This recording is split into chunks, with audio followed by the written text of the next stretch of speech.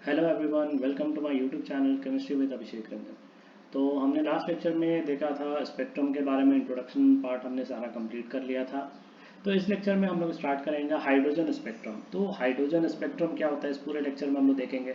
तो इसका जो भी थ्योरी पोर्शन होगा वो हम लोग कवर करेंगे इस लेक्चर में। इसके साथ साथ जो डिफरेंट सीरीज है वो हम लोग कंप्लीट करेंगे।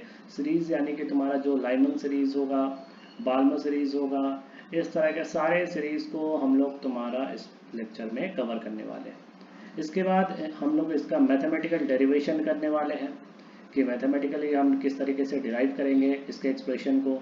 एंड फाइनली फिर हम लोग तुम्हारा मैथमेटिकल एक्सप्रेशन के बाद कुछ उस पर हम लोग क्वेश्चंस करेंगे। तो ये सारी चीज़ें हम लोग इस लेक्चर में कवर करने वाले हैं। तो लेक्चर बहुत इंटरेस्टिंग होगा, पूरे लेक्चर को लास्ट तक आप देखिएगा। और लेक्चर स्टार्ट करने से पहले अगर अभी तक आप लोगों ने चैनल को सब्सक्राइब नहीं किया है तो चैनल को सब्सक्राइब कर दें और बेल आइकन प्रेस करना ना भूलें, ताकि मेरे आने वाले सारे वीडियो से आप अप टू डेट रहें। ओके, तो फिर हम लोग लेक्चर स्टार्ट करते हैं। ओके, अब हमारा अगला टॉपिक है हाइड्रोजन स्पेक्ट्रम।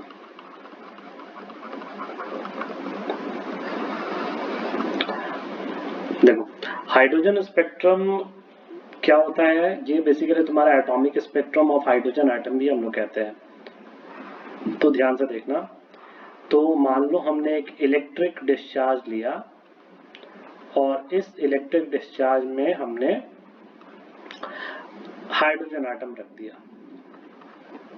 हाई वोल्टेज पे हमने आयोनाइज किया। ये गैस जो है वो आयोनाइज होगा। आयोनाइज होने के बाद ये तुम्हारा लाइट का एमिशन किया। ये जो तुम्हारा लाइट एमिट होगा, यहाँ से इस लाइट के हमने क्या कर लिया, लाइट बीम बना लिया। लाइट बीम बनाकर हमने इसे इंसिडेंट कराया प्रिज्म पे। जब ये प्रिज्म पे इंसिडेंट किया और उसके बाद तुम्हारा ऑब्जर्व किया गया स्पेक्ट्रोग्राफ में। स्पेक्ट्रोग्राफ में ऑब्जर्व किया गया कि इसका जो स्पेक्ट्रम दिखता है वो किस तरह से दिखता है। तो हमने इसके स्पेक्ट्रम को ऑब्जर्व किया तो हमें शार्प लाइंस देखने को मिला। ठीक है, शार्प लाइंस देखने को मिला जो कि तुम्हारा डार्क स्पेस से क्या था, सेपरेटेड था। इन शार्प लाइंस को तुम्हारा क्या कहा गया, तुम्हारा एटॉमिक स्पेक्ट्रम या हाइड्रोजन स्पेक्ट्रम। ठीक है, इन शार्प लाइंस को कहा गया। तो अब जैसे मान लो कि ये जो तुम्हारा सीरीज ऑफ लाइंस बन रहा है, ये तो चलो विजिबल रीजन में था तो हमें दिख गया, लेकिन इसके साथ साथ और भी अदर रीजन में ये सीरीज ऑफ लाइंस हमें देखने को मिलता है। तो वो अदर तुम्हारा रीजन कौन कौन सा है, तो ये विजिबल के साथ साथ यूवी में भी देखने को मिलता है हमें, और इंफ्रारेड में भी हमने देखने को मिलता है। तो हाइड्रोजन स्पेक्ट्रम की अगर हम बात करें तो हमने कहा if an electric discharge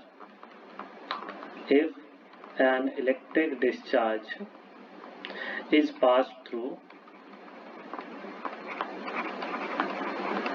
passed through atomic hydrogen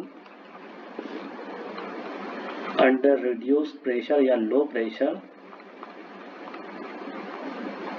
then emitted radiation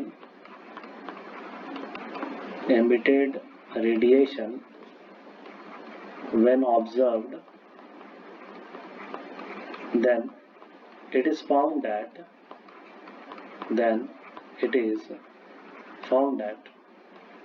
it consists series of sharp lines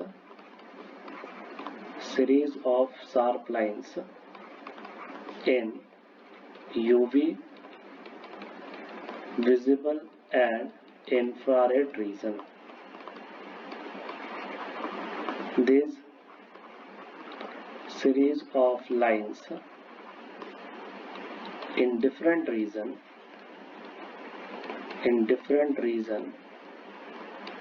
is called hydrogen spectrum.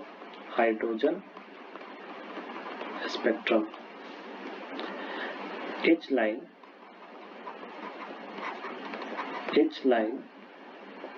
of the spectrum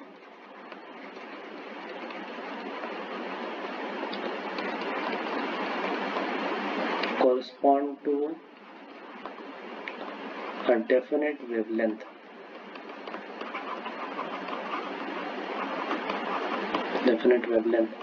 the entire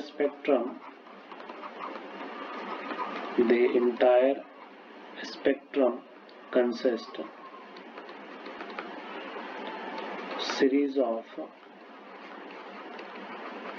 lines. Its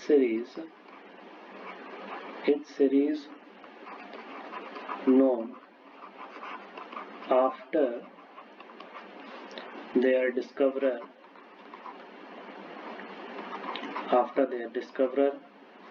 Lyman, Balmer, Paschen, Brackett, Pfund and Humphrey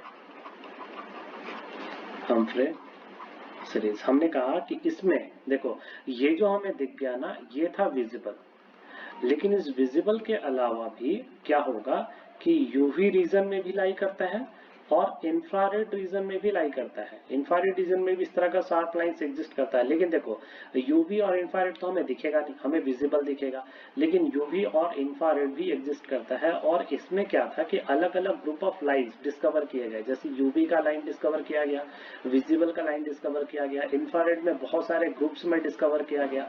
तो जो जो discoverer थे ना, उन्होंने उन series का अलग अलग नाम दिया। जैसे जो यूवी रीजन में जो डिस्कवर हुआ, उन सीरीज ऑफ लाइंस को कहा जाता है तुम्हारा लाइमन सीरीज। जो विजिबल रीजन में जो डिस्कवर हुआ, उन सीरीज ऑफ लाइंस को कहते हैं बाल्मर सीरीज।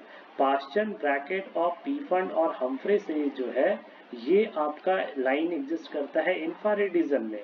बाल्मर सीरीज जो है वो आपका लाइन करता है विजिबल रीजन में, और लाइमन सीरीज करता है आपका यूवी रीजन में। तो देखो अलग अलग जो सीरीज ऑफ लाइंस हमें देखने को मिला, उनका नाम उनके डिस्कवरर पे रखा गया, Lyman series, Balmer series, Paschen series, Brackett series. और अगर हम बात करेंगे जितना भी स्पेक्ट्रल लाइंस यहाँ पे बन रहा है, हर स्पेक्ट्रल लाइंस का क्या है, अलग अलग वेवलेंथ है। जैसे इसका लैम्डा 1 है तो इस लाइन का वेवलेंथ लैम्डा 2 होगा, इसका लैम्डा 3 होगा, सिमिलरली इसका लैम्डा 4 होगा, इसका लैम्डा 5 होगा। जितना लाइंस बनेगा वो सारे का अलग अलग वेवलेंथ भी होगा। तो हमने कहा, इसलिए मैंने यहाँ पे लिखा कि जितने भी आपको लाइंस यहाँ पे देखने को मिल रहा है, देखो मैंने लिखा है ना, each line of the spectrum correspond to a definite wavelength. ठीक है, हर एक का वेवलेंथ है, और उस वेवलेंथ का एक्सप्रेशन भी दिया जा सकता है तुम्हारा। ठीक है, तो क्या लिख सकते हैं तुम्हारा, the wavelength of all these lines can be formulated as, सभी का एक ही वेवलेंथ में लिख सकते हैं, 1 बाय लैम्डा। 1 बाय लैम्डा में पता है लैम्डा का रेसिप्रोकल न्यू बार, जिसे कहते हैं हम लोग वेव नंबर। इसका वैल्यू हो गया R Z square 1 by n1 square minus 1 by n2 square. ये देखो जनरल फॉर्मूला है तुम्हारा, ये जनरल फॉर्मूला है किसका निकालने का, वेवलेंथ निकालने का। इसमें हर एक टर्म को समझो। यहाँ पे लैम्डा क्या है तुम्हारा, तो wavelength of lines in series, जो सीरीज है उसमें किसी एक लाइन की ये वेवलेंथ दी हुई है तुम्हारा। आर क्या है, तो आर को हम लोग नाम देते हैं रेडबर्ग कांस्टेंट, जिसका वैल्यू होता है 1.1 into 10 to the power 11 metre inverse, या 109678 सेंटीमीटर इनवर्स, ये आर हो गया। और उसके बाद जेड क्या है, तो जेड आपका एटॉमिक नंबर। अब देखो यहाँ पे चूंकि हम हाइड्रोजन के लिए ले रहे हैं, तो आप यहाँ पे Z का वैल्यू 1 भी ले सकते हो। उसी तरह से N1 आपका क्या है, तो N1 आपका हो गया लो एनर्जी लेवल। ठीक है, और N2 आपका क्या है, तो N2 है आपका हाई एनर्जी लेवल। ठीक है, सो मतलब ये कि कभी भी अगर इलेक्ट्रॉन अगर हाई लेवल से अगर मान लो लो लेवल पे जंप करेगा, तो जो यहाँ पे इलेक्ट्रोमैग्नेटिक रेडिएशन होगा ना, इलेक्ट्रोमैग्नेटिक रेडिएशन, इस इलेक्ट्रोमैग्नेटिक रेडिएशन के कॉरस्पॉन्डिंग जो लैम्डा है, वो निकालने का फॉर्मूला क्या है, 1 by lambda equals to R Z square 1 by n1 square minus 1 by n2 square. तो जितना भी सीरीज ऑफ लाइंस दिख रहा है, हर लाइंस के लिए आप यहाँ पर कह सकते हैं कि अलग अलग वेवलेंथ का वैल्यू हम यहाँ से फाइंड कर सकते हैं। अब आप यहाँ पे देखो ध्यान से कि भैया हम इसे डिराइव कैसे कर सकते हैं। ठीक है, तो डेरिवेशन अगर हम फॉर्मूला को देखें तो ध्यान से समझो। जैसे मान लो यहाँ पर हमने दो एनर्जी लेवल ली थी N2 और N1, तो N2 का जो हमने एनर्जी मान लिया सपोज E2 और N1 का हमने एनर्जी अज्यूम कर लिया E1। अब आप देखो ध्यान से, जो इलेक्ट्रॉन है वो हाई से लो जंप करेगा, तो यहाँ पे एनर्जी जो है वो रेडिएट कर, ये जो एनर्जी का यहाँ पे रेडिएशन होगा उस एनर्जी को हमने मान लिया एनर्जी कितना h न्यू, तो डेफिनेटली इस h न्यू का वैल्यू किसके इक्वल होगा, E2 माइनस E1 के ही इक्वल होगा। इनका जो डिफरेंस है वही तो एमिट करेगा यहाँ पे। तो h न्यू को हम लोग क्या लिख सकते हैं, hc by lambda equals to E2 को क्या लिख सकते हैं बोर्स थ्योरी के according minus 13.6 into Z square by N2 square minus of minus 13.6 into Z square by N1 square. याद रखेंगे इलेक्ट्रॉन वोल्ट के टर्म में हमने यहाँ पे लिख रखा और याद रखेंगे ये भी जूल के टर्म में, ठीक है ना, इस बात को भूलेंगे नहीं यहाँ पे। अब देखो hc बाय लैम्डा यहाँ पे हमने माइनस 13.6 या मान लो हमने 13.6 कॉमन ले लिया और जेड स्क्वायर हमने कॉमन ले लिया, तो क्या लिख सकते हैं हम लोग 1 by N1 square minus 1 by N2 square, ये माइनस माइनस प्लस हो जाएगा तो 1 by N1 square minus 1 by N2 square. So यहाँ से अगर हम लिखना चाहे 1 बाय लैम्डा तो उसका वैल्यू कितना हो जाएगा 13.6 electron volt by hc into आपका हो जाएगा Z square 1 by N1 square minus 1 by N2 square. So यहाँ से इस पूरे का वैल्यू जब आप निकालते हो तो हम उसे r से रिप्लेस कर देते हैं 1 by N1 square minus 1 by N2 square, जहाँ पे आपका जो r है उसे हम लोग कहते हैं रेडबर्ग कांस्टेंट, रेडबर्ग कांस्टेंट जिसका वैल्यू अभी हमने लिखा 109678 सेंटीमीटर इनवर्स या 1.1 into 10 to the power 11 metre inverse. तो ये आपका रेडबर्ग कांस्टेंट का वैल्यू हो गया। अब देखो ये किसी भी स्पेक्ट्रम के लिए ये इक्वेशन आप वैलिड कर सकते हो हाइड्रोजन लाइक स्पीसीज के लिए। अगर मान लो लिथियम +2 होगा तो Z का वैल्यू 3 पुट कर देंगे, हीलियम प्लस हुआ तो Z का वैल्यू 2 पुट कर देंगे, मतलब हर स्पेक्ट्रम के लिए ये फॉर्मूला आप अब लगा सकते हो। तो अब हम लोग देखते हैं कि वो जो सीरीज ऑफ अलग अलग जो लाइंस तुम्हारा बनाया गया था उसे हम किस तरह से स्टडी कर सकते हैं, वो जो डिफरेंट तुम्हारा सीरीज ऑफ लाइंस बनाया गया था। देखो अच्छे से समझो,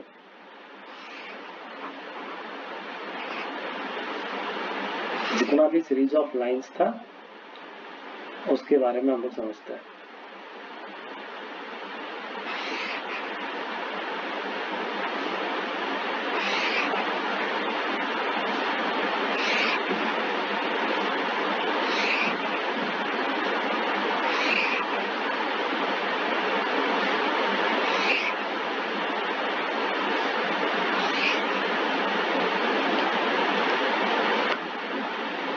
देखो तो जैसे मान लो कि इसको हमने कह दिया, ये जो हमारा है फर्स्ट, इसे हमने कहा n इक्वल्स टू 1, ये हो गया हमारा n इक्वल्स टू 2, ये हो गया n इक्वल्स टू 3, ये हो गया n इक्वल्स टू 4, ये 5, ये 6 और इसे मान लो हमने कह दिया तुम्हारा इन्फिनिटी, ठीक है, और ये लास्ट लाइन को हटा देते हैं।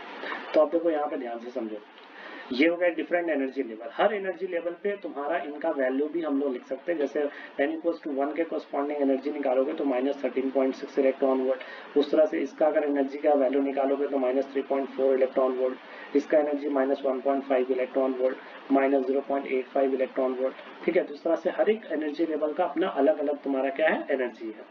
अब ध्यान से देखो, हमने कहा कि यहाँ पर सबसे पहले हम लोगों ने देखो यहाँ पे ध्यान से हाइड्रोजन आइटम को क्या किया था, तो पहले हमने हाइड्रोजन आइटम को यहाँ पे डिस्चार्ज किया। डिस्चार्ज किया मतलब हमने उसे तुम्हारा एनर्जी दिया विद हाई वोल्टेज। तो जब एनर्जी देंगे तो सारे इलेक्ट्रॉन्स कहाँ जा चुके होंगे, एक्साइटेड स्टेट में। अब मान लेते हैं कि उन एक्साइटेड स्टेट में सारे जितने भी इलेक्ट्रॉन्स है वो जंप कर रहे हैं फर्स्ट लेवल में, फर्स्ट कहाँ n इक्वल्स टू 1 पे, तो यहाँ पे जंप कर गए इस तरह से, ठीक है। सभी कोई जितने भी फोटोन जिस भी स्टेट पे वो सभी कोई जंप करके कहां पर आ रहे हैं, तो n इक्वल्स टू 1 पे जंप कर रहे हैं। तो n इक्वल्स टू 1 पे जब जंप करेंगे तो उसके बाद इन सीरीज ऑफ लाइंस को कहा गया लाइमन सीरीज, लाइमन सीरीज इसे कहा गया लाइमन सीरीज। अगर मान लो इलेक्ट्रॉन किसी भी स्टेट से कहां जंप करेंगे n इक्वल्स टू 1 पे, यानी ग्राउंड स्टेट पे जंप करेंगे तो उसे हम कहेंगे तुम्हारा क्या लाइमन सीरीज। अगर मान लो कि अगर वो 2 पे जंप करेंगे, 2 पे, तो 2 पे अगर जंप करेंगे तो उसे हम कौन सा सीरीज नाम देंगे? तो देखो हमने कहा ना कि सबका अलग अलग तुम्हारा नाम होगा। जैसे इस सीरीज को तुम्हारा नाम दिया गया Balmer series, Balmer series. Same उसी तरह से अगर मान लो इलेक्ट्रॉन जो है वो 2 पे नहीं जम करके अब मान लो 3 पे, सारे इलेक्ट्रॉन कहाँ जम करेंगे? 3 पे जम करेंगे। तो इस तरह से मान लो 3 पे जम करना शुरू कर दिए। तो जब वो 3 पे जंप करना स्टार्ट कर देंगे तो इस समय जो यहाँ पे आपको सीरीज बन रहा है, इन सीरीज को हम तुम्हारा नाम देते हैं पाश्चन सीरीज, पाश्चन सीरीज। सिमिलरली उस तरह से अगर मान लो यहाँ पे n इक्वल्स टू 4 पे जंप करे, अगर n इक्वल्स टू 4 पे जंप कर जाए तो इसे हम लोग कहेंगे फिर पाश्चन के बाद आपका ये हो जाएगा Brackett series, Brackett series. Similarly उस तरह से अगर मान लो कहाँ पे जंप कर जाए, देखो यहाँ पे जंप किया तुम्हारा n इक्वल्स टू 4 पे, अब अगर 5 पे अगर जंप कर गया, 5 पे अगर जंप कर जाएगा तो 5 पे अगर जंप करेगा तो इसे हम तुम्हारा नाम देंगे Lyman Balmer Paschen Brackett Pfund series, Pfund series. और अगर मान लो इलेक्ट्रॉन तुम्हारा ठीक है कहाँ पे जंप कर जाए तुम्हारा, कहीं से भी आकर अगर वो 6 पे अगर जंप करने लगे, ठीक है। एक और मान लो यहाँ पर हम लोग अगर लाइंस बना दे,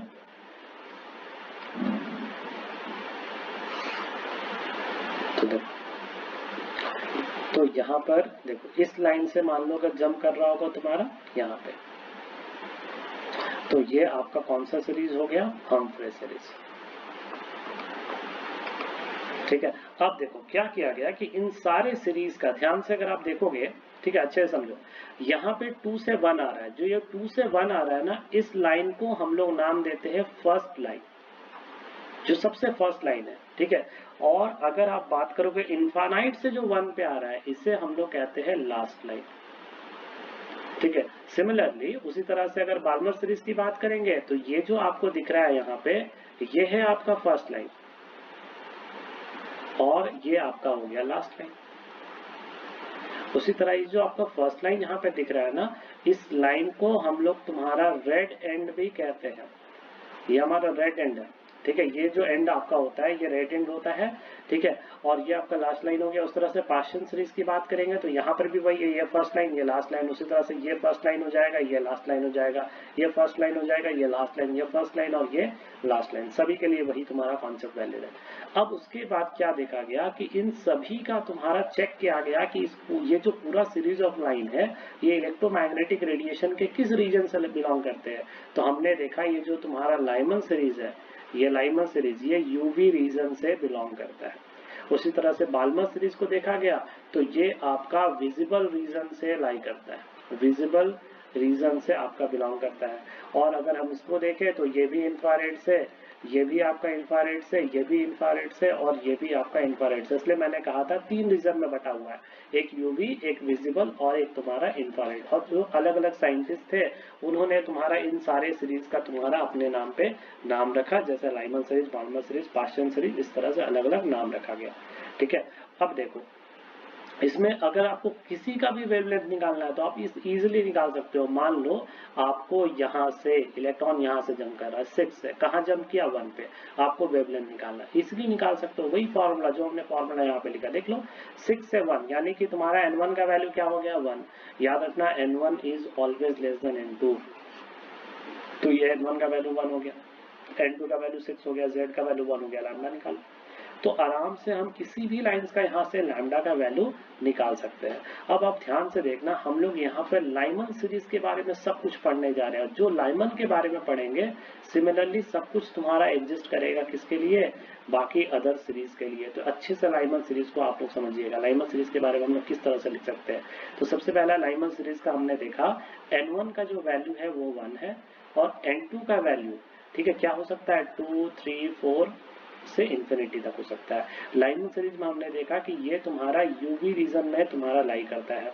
उसके बाद लाइमन सीरीज में अगर हम फर्स्ट लाइन की बात करेंगे तो ट्रांजिशन कहां से कहां होगा? तो 2 से 1। अगर हम लोग फर्स्ट लाइन के बजाय अगर मान लो हमने कहा लास्ट लाइन, तो लास्ट लाइन का मतलब ट्रांजिशन इंफिनिटी से 1। अगर मान लो हमने कहा सेकेंड लाइन, तो सेकेंड लाइन का मतलब आपका 3 से 1। इस तरह से कोई भी लाइन का हम ट्रांजिशन लिख सकते हैं। देखो कभी कभी कहा जाता है सीरीज लिमिट, सीरीज लिमिट का मतलब भी होता है लास्ट लाइन, यानी इन्फिनिटी से 1। सीरीज लिमिट का मतलब भी क्या होता है, लास्ट लाइन ही होता है, तो उसका मतलब भी वही इन्फिनिटी से 1। अब देखो, अगर मान लो कहा जाएगा लॉन्गेस्ट वेवलेंथ, ठीक है, तो लॉन्गेस्ट वेवलेंथ के लिए ऑब्वियसली जो एनर्जी होगा वो क्या होगा, मिनिमम होगा, क्योंकि हमें पता है ना कि जो एनर्जी होता है वो hc बाय लैम्डा होता है। तो अगर लैम्डा अगर मान लो लॉन्गेस्ट है तो एनर्जी क्या होना चाहिए, एनर्जी को मिनिमम होना पड़ेगा। तो मतलब लॉन्गेस्ट वेवलेंथ का मतलब एनर्जी मिनिमम। एनर्जी मिनिमम कहाँ होगा, अब आप ही सोचो, 2 से 1 में एनर्जी आने में तुम्हारा कम लगेगा और इनफाइनाइट से 1 में आने में एनर्जी काफी ज्यादा लगेगा। मतलब जो मिनिमम एनर्जी है वो तुम्हारा कहाँ से कहाँ आ रहा है, 2 से 1। मतलब अगर आपको लॉन्गेस्ट वेवलेंथ कहे या मान लो एनर्जी मिनिमम कहे तो दोनों का मतलब क्या है, 2 से 1। उसी तरह से अगर मान लो आपको कह दिया जाएगा शॉर्टेस्ट वेवलेंथ, अगर आपको कहा जाए शॉर्टेस्ट वेवलेंथ का मतलब तुम्हारा क्या हो जाएगा, जो एनर्जी है वो आपका मैक्सिमम हो जाएगा। और एनर्जी मैक्सिमम का मतलब क्या, इनफाइनाइट से 1। इनफाइनाइट से 1 में ऑब्वियसली क्या लगेगा, मैक्सिमम एनर्जी लगेगा। उसी तरह से अगर मान लो कभी आपको अल्फा लाइन कहा जाए तो अल्फा लाइन का मतलब होता है फर्स्ट लाइन किसी भी सीरीज में। उसी तरह से अगर आपको बीटा लाइन कहा जाए तो बीटा लाइन का मतलब होता है सेकेंड लाइन। उसी तरह से अगर आपको गामा लाइन कहा जाए तो गामा लाइन का मतलब समझना थर्ड लाइन। ये अलग अलग बस नाम है। अब इसमें आपको क्वेश्चंस किस तरीके से पूछा जा सकता है, देखो क्वेश्चन सिंपल है, calculate wavelength of third line in Lyman series of, पहला बोला गया हाइड्रोजन स्पेक्ट्रम में बताना है और दूसरा आपको हीलियम प्लस स्पेक्ट्रम में बताना है। देखो बहुत आसान सवाल है तुम्हारा, किस तरीके से हम सॉल्व कर सकते हैं, ध्यान से देखो। हमने लिखा 1 बाय लैम्डा, पहले तो फॉर्मूला लिख लेंगे हम लोग, यही लैम्डा निकालने का तरीका है। अब देखो यहाँ पे बोला जा रहा है थर्ड लाइन, किसमें बोला जा रहा है, लाइमन सीरीज। तो जब थर्ड लाइन आपको बोला जाएगा लाइमन सीरीज में, मतलब ये कि ट्रांजिशन 4 से 1 में हो रहा है, ठीक है। अब सबसे पहले हम हाइड्रोजन स्पेक्ट्रम की बात करते हैं, यानी कि ऑप्शन ए, जो ये ए है, ए का हम चेक करते हैं हाइड्रोजन के लिए। हाइड्रोजन के लिए z का वैल्यू कितना हो जाएगा, 1। फॉर्मूला में पुट कर दो, 1 by lambda equals to R, z का वैल्यू हो गया 1 square, 1 by n1 square, n1 का वैल्यू कितना हो गया 1 by 1 square minus 1 by n2 यानी कि 4 स्क्वायर। देखो बहुत बच्चों को कंफ्यूजन क्या होता है, n1 मतलब इनिशियल, n2 मतलब फाइनल, और वहां पे गड़बड़ कर देते हैं। 4 से 1 जा रहा है तो सबको क्या लगता है n1 का वैल्यू 4 हो गया, n2 का वैल्यू 1 हो गया। तो देखो यहाँ पर इस बात को हमेशा याद रखना, n1 is always less than n2, चाहे ट्रांजिशन कैसे भी क्वेश्चन में लिख के दे, हमेशा इसी फॉर्मूला को आपको पुट करना है, हमेशा n1 लेस होगा, n2 हाई होगा। तो 1 by lambda equals to R square. अब इसे सॉल्व कर लेंगे, लैम्डा को हम लोग कैलकुलेट कर लेंगे, आर का वैल्यू तो पता है। सिमिलरली अगर मान लो बी के लिए निकालना है तो हीलियम प्लस है, तो हीलियम प्लस जेड का वैल्यू 2 हो जाएगा। अब फिर से पुट कर दो तो 1 by lambda equals to R Z square that is 2 square, 1 by क्या हो जाएगा 1 स्क्वायर माइनस 1 बाई 4 स्क्वायर। तो इस तरह से क्वेश्चन में आपको देगा, मतलब आपको ना कभी भी ट्रांजिशन लिख के नहीं देगा, ऐसे क्वेश्चन कभी लिख के नहीं देगा, फिर तो बहुत आसान हो गया। वो इस तरह से कुछ भी लिख सकता है, बोलेगा अल्फा लाइन का बताओ लाइमन सीरीज में क्या होगा, बीटा लाइन का बताओ लाइमन सीरीज में क्या होगा, सीरीज लिमिट का वैल्यू क्या होगा, लास्ट लाइन क्या होगा, फर्स्ट लाइन क्या होगा, लॉन्गेस्ट वेवलेंथ क्या होगा, शॉर्टेस्ट वेवलेंथ क्या होगा। लेकिन सभी में आपको एक ही चीज देखना है, क्या, तो भाई कौन सा ट्रांजिशन है, जो ट्रांजिशन होगा उसी से तो वेवलेंथ निकाल रहे हैं हम लोग। ट्रांजिशन पता होगा तो वेवलेंथ पता चल जाएगा हम लोग को। तो फर्स्ट लाइन का जैसे मतलब 2 से 1 हो गया, लाइमन सीरीज की बात करें, सेकेंड लाइन का मतलब 3 से 1 हो गया, थर्ड लाइन का मतलब 4 से 1 हो गया, इस तरह से। तो लाइमन सीरीज में जैसा हमने लिखा, सिमिलरली इस तरह से आप बाल्मर के लिए भी लिख सकते हो। देखो बाल्मर के लिए किस तरह से लिख सकते हैं, देखो ध्यान से समझना, ठीक है। उसके बाद ये मैं 2 का लिख के बता देता हूँ, उस तरह से आप सबको सेम पैटर्न पे लिख सकते हो। जैसे बाल्मर सीरीज के लिए हमने कहा, बाल्मर सीरीज में n1 का वैल्यू कितना, तो आप कहोगे सारे लाइंस कहाँ आ रहे थे, 2 पे आ रहे थे। उसके बाद n2 का वैल्यू क्या, तो 3 4 अप टू इंफिनिटी हो सकता है। उसके बाद ये किस लाइन में लाई कर रहे थे, तो विजिबल रीजन में लाई कर रहे थे, ठीक है। उसके बाद अगर हम बात करेंगे फर्स्ट लाइन की, तो फर्स्ट लाइन क्या हो जाएगा, तो फर्स्ट लाइन 3 से 2 हो जाएगा। अगर मान लो हमने बात किया सेकेंड लाइन का, तो सेकेंड लाइन का मतलब हो जाएगा 4 से 2, ठीक है। उसी तरह से मान लो हमने कहा लास्ट लाइन, तो लास्ट लाइन के लिए इनफाइनाइट से 2 आपका हो जाएगा। अगर मान लो मैंने कहा लैम्डा लॉन्गेस्ट चाहिए, तो लैम्डा लॉन्गेस्ट के लिए जो एनर्जी होगा वो मिनिमम होगा, और एनर्जी मिनिमम कहाँ से कहाँ होगा, 3 से 2 के लिए होगा। अगर हमने लैम्डा शॉर्टेस्ट निकालना है तो लैम्डा शॉर्टेस्ट के लिए जो एनर्जी है वो मैक्सिमम होना चाहिए। एनर्जी मैक्सिमम कहाँ से कहाँ होगा, इनफाइनाइट से 2। मान लो हमने कहा कि भाई अगर मान लो रेड एंड की बात करेंगे, रेड एंड का मतलब कहाँ से कहाँ, तो हमने कहा 3 से 2, ये हो गया रेड एंड, ठीक है। उसी तरह से मान लो अगर हमने कहा अल्फा लाइन, तो अल्फा लाइन का मतलब भी तो वही होता है तुम्हारा, कौन सा line, first line. First line का मतलब कहाँ से कहाँ, 3 से 2, ठीक है। उसी तरह से बीटा लाइन, तो बीटा लाइन का मतलब आपका होता है सेकेंड लाइन। सिमिलरली उसी तरह से अगर गामा लाइन लिखोगे तो गामा लाइन का मतलब थर्ड लाइन। तो कभी कभी क्या होता है ना, इसको लिखने का तरीका होता है। अगर मान लो हमने लिखा in case of hydrogen spectrum, in case of hydrogen spectrum, तो क्या लिखते हैं ना, अल्फा लाइन को वहां पर हम लोग क्या लिखते हैं, एच अल्फा। अगर बीटा लाइन लिखना है तो हम लिखते हैं एच बीटा।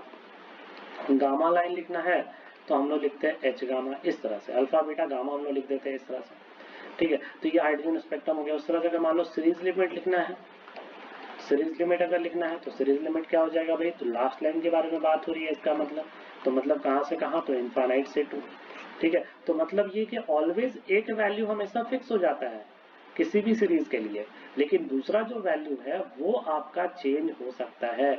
इसी के बेसिस पर अगर मैं सारे लाइंस को अगर मैं एक साथ लिख दूं तो कौन कौन से सीरीज अभी तक हम लोगों ने पढ़ा, सभी के लिए तुम्हारा n1 का वैल्यू क्या हो सकता है, n2 का वैल्यू क्या हो सकता है, उसी तरह से तुम्हारा वो किस रीजन में लाई करते हैं, तो ये हम लोग देख लेते हैं। तो सबसे पहला सीरीज हमने देखा लाइमन सीरीज, उसके बाद हमने देखा बाल्मर सीरीज, ठीक है। फिर हमने देखा पास्चन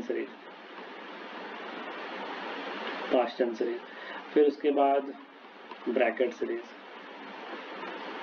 देन उसके बाद Pfund series, and then उसके बाद हम्फ्रे सीरीज, ठीक है। अब देखो लाइमन सीरीज में n1 का वैल्यू क्या हो गया, 1, बाल्मर सीरीज में n1 का वैल्यू 2, पास्चन सीरीज में 3, ये 4, ये 5 और ये 6। अब n2 की बात करेंगे तो 2, 3 अप टू इन्फिनिटी, ये आपका 3, 4 अप टू इन्फिनिटी, ये आपका 4, 5 अप टू इन्फिनिटी, ये आपका 5, 6 अप टू इन्फिनिटी, ये आपका 6, 7 अप टू इन्फिनिटी, और ये 7, 8 और ये आप इन्फिनिटी तक लिख सकते हो। रीजन कौन सा था भाई, तो ये आपका यूवी से लाई करता था, ये आपका विजिबल से लाई करता था, और ये सारे रीजन आपके हो गए इंफ्रारेड रीजन में, ठीक है। अब उसके बाद देखो ये तो हो गया, ये सब कुछ सारे सीरीज ऑफ लाइन को आप उसी एक कॉमन फॉर्मूला लैम्डा से निकाल सकते हो जो मैंने सिखाया आप लोग को। अब देखो एक चीज आप लोग हमेशा याद रखना, all lines in Balmer series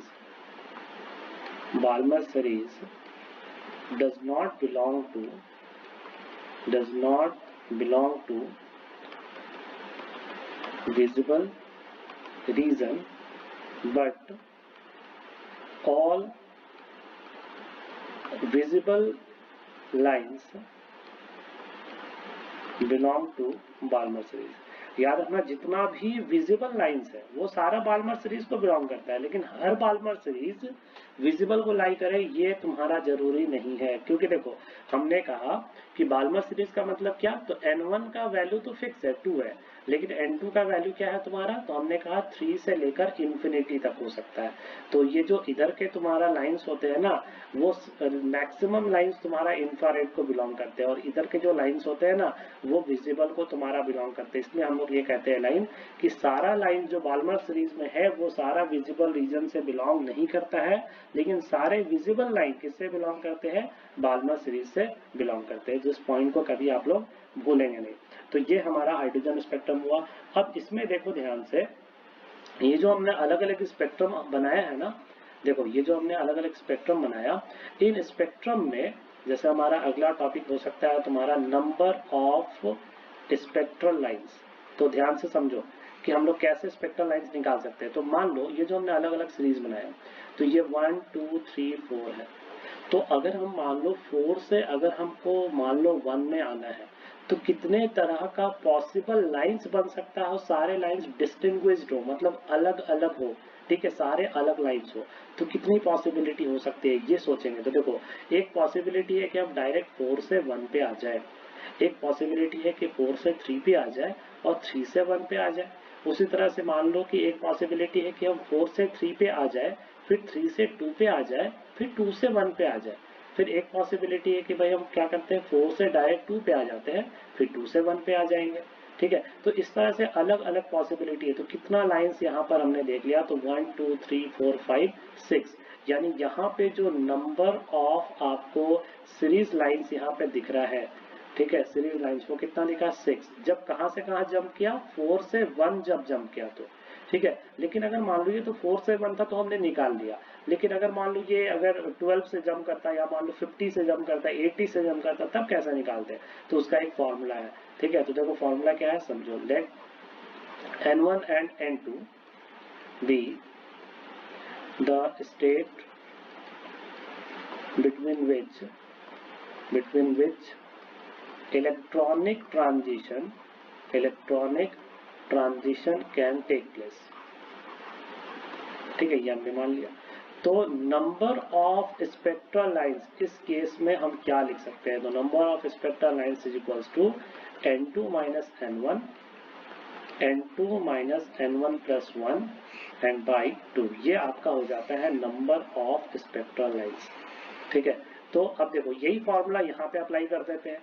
तो हमने 4 से 1 लिया था ना, तो मतलब n2 का वैल्यू 4 और n1 का वैल्यू 1 लगा देते हैं फॉर्मूला यहाँ पे। तो नंबर ऑफ स्पेक्ट्रल लाइंस क्या लिखेंगे हम लोग, तो हमने लिखा 4 माइनस 1 प्लस 1 एंड बाई 2, तो ये कितना आ गया आपका 6। तो इस तरह से किसी भी स्टेट से अगर किसी भी स्टेट में जाएंगे तो हम लोग वहां से नंबर ऑफ स्पेक्ट्रल लाइन जो है वो इजिली कैलकुलेट कर सकते हैं।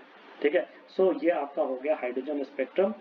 ठीक है, इसमें हमने क्या क्या देखा, सबसे पहले हाइड्रोजन स्पेक्ट्रम, एटॉमिक स्पेक्ट्रा कैसे बनता है तुम्हारा, उसमें हमने देखा कि कितने डिफरेंट ऑफ सीरीज लाइंस बन सकते हैं तुम्हारा। उसके बाद उन सीरीज लाइंस का हम लोग लैम्डा निकालने का हमने मेथड देखा, किस तरह से लैम्डा निकाल सकते हैं। फिर हमने अलग अलग सीरीज लाइंस के बारे में पढ़ा कि कैसे वो अलग अलग रीजन में लाई कर सकते हैं तुम्हारा। ठीक है, फिर हमने ये सारे पॉइंट्स पढ़े जिससे हमें पता चलता है कि कौन सा इलेक्ट्रॉनिक ट्रांजिशन होता है। एंड देन उसके बाद हमने पढ़ा कि तुम्हारा कितने नंबर ऑफ स्पेक्ट्रल लाइंस हम लोग निकाल सकते हैं अगर इलेक्ट्रॉन का ट्रांजिशन हुआ तो। ठीक है।